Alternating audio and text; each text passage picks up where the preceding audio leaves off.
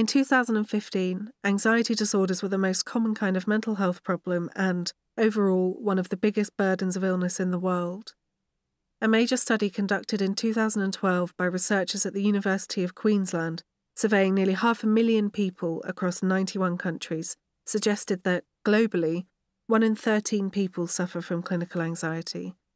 And yet anxiety remains a riddle to so many, including those who suffer with it every day of their lives.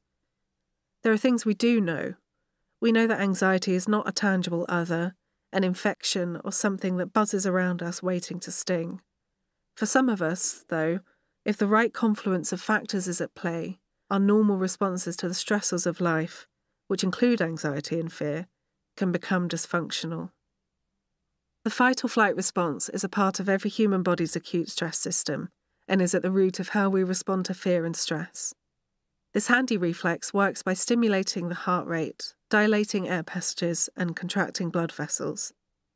All of this increases blood flow and oxygen to our muscles so that we can be ready to run away from something life-threatening, a wild mammal, a fast car, a dangerous person.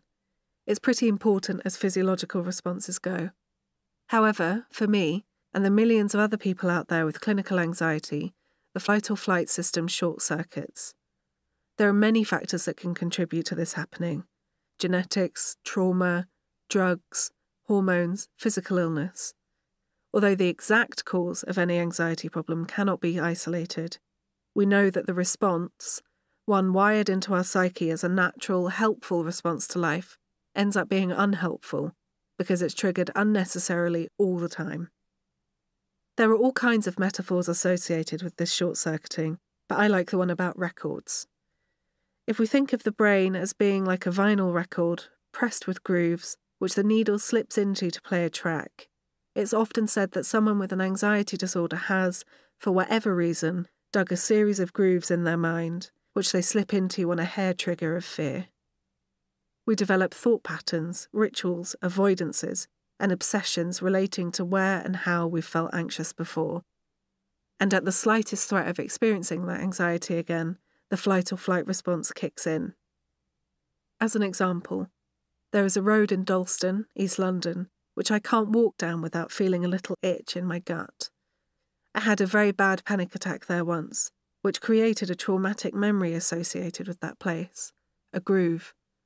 This means that now, whenever I pass by that spot, my subconscious brain tells my conscious brain, "Hey, we need to be on guard here," and I start to feel anxious.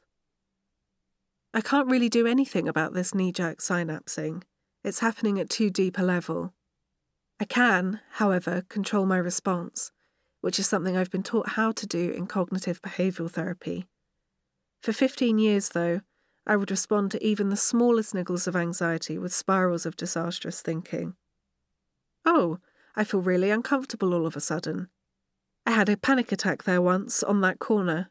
What if I had one there again? Wouldn't that be an arse? Oh God, it was so awful. I couldn't see straight and my arms and legs felt so hot and tingly. I felt like I was having a stroke, and I had to run into an old man's pub to use a horrible toilet, and oh God, what if it happens again? Will I be able to get to a toilet in time? Oh God, now my stomach hurts and I feel sick.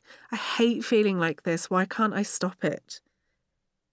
When we consider how anxiety has become tattooed on society, it's right to question why we need a system as sensitive and prone to glitching as the fight-or-flight response.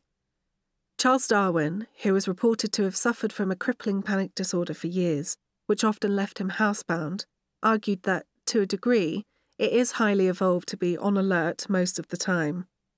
But a system that is controlled by one of the most primeval parts of our brains is often a bit simplistic in the way it interprets danger. Mark Williams and Danny Penman explain this in their best-selling book, Mindfulness, A Practical Guide to Finding Peace in a Frantic World. The brain makes no distinction between an external threat, such as a tiger, and an internal one, such as a troubling memory or a future worry. It treats both as threats that either need to be fought off or run away from. Sometimes the dangerous person is ourselves. The dangerous thing is not a wild beast, but a thought or a recollection.